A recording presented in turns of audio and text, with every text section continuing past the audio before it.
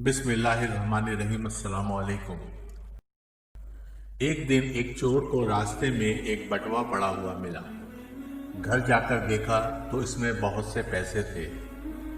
इस बटुए में कागज पर कोई दुआ लिखी हुई थी, जिसकी इबारत थी जानो माल की हिफाजत की दुआ।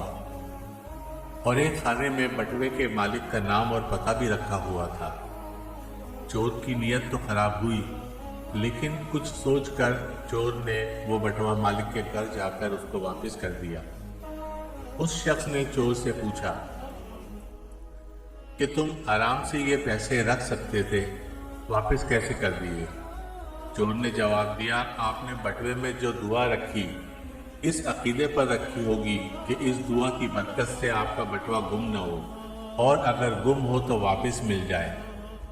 दरअसल मैं चोर हूँ, लेकिन सिर्फ मालो दौलत का, किसी का अकीदा चोरी नहीं कर सकता।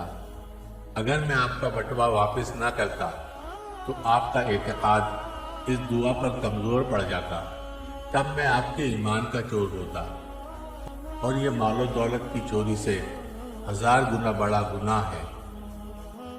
दोस्तों, अगर आपको हमारी वीडियोज़ अच्छी लगती हैं तो प्लीज़ इसको लाइक, शेयर और सब्सक्राइब करें। बहुत शुक्रिया।